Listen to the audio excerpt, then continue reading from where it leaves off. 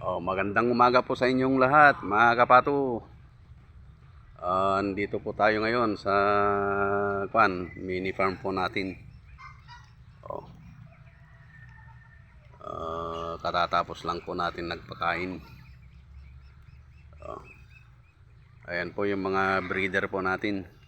Yung nandyan po, tinanggal po natin dahil may gagawin po tayong ibang diskarte sa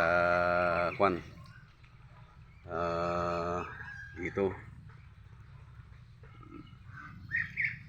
Tatanggalin po natin yung dito kanal dito sa gitna, ilalagay po natin dito sa gilid. Kaya tinanggal po natin pati yung mga paitlogan po nila na na improvise natin. Andun na po yung mga improvise na paitlogan ng mga pato natin. Nakapending doon.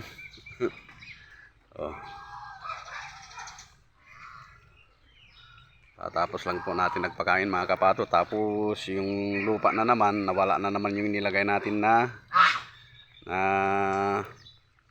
ipa. Pero may mga stock tayo doon. Medyo marami pa oh.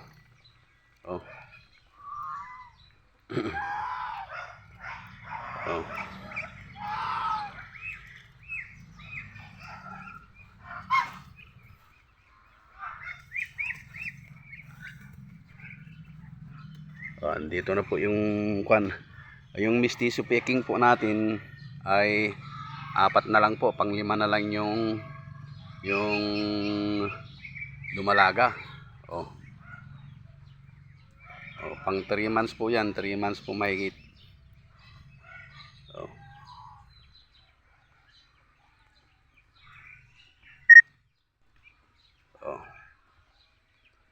Yan po yung mga mestizo picking po natin. Antayin po natin yung mga natira na lang, bibigyan po natin sila ng ng mga asawa nila. Antayin po natin yung mga galing sa downstream. Mga 10 yata yun. Para may bagong breed po tayo. Ito na po yung mga maliliit noon, mga kapato. Lahat po yan.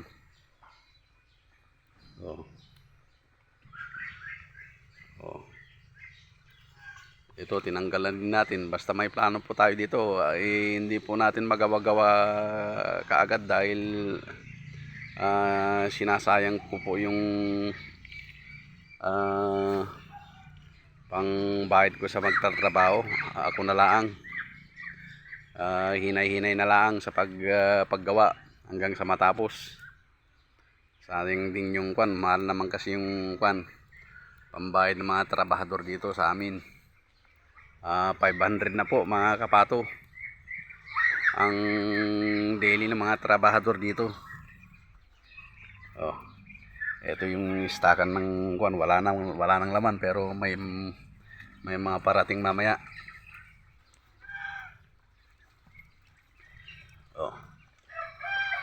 Ayun yung mga sisiyo natin malilit noon, 20 higit. Tapos andito yung mas maliliit pa. Yan, yung mga nandyan, yan, 19 yan.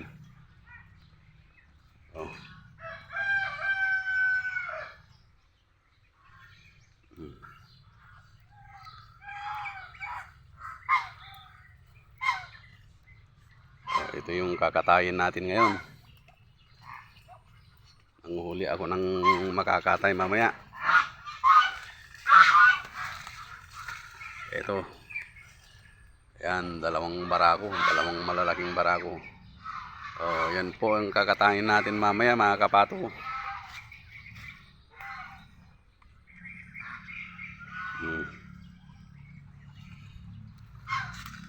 Ang pulutan pa to. Marami nang wala.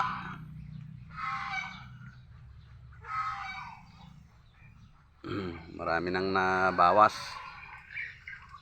Yung mga dating malalaki noon, konti na lang.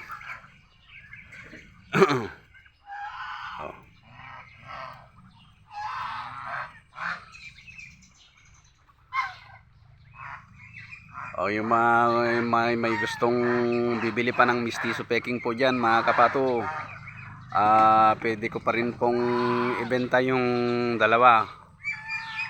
Yung dalawa yun na lang matitira. O, para maiba naman yung breed ng mga pato nyo. O.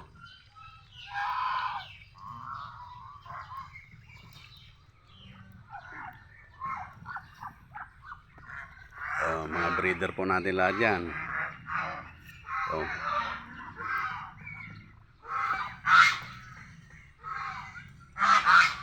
May namimisa.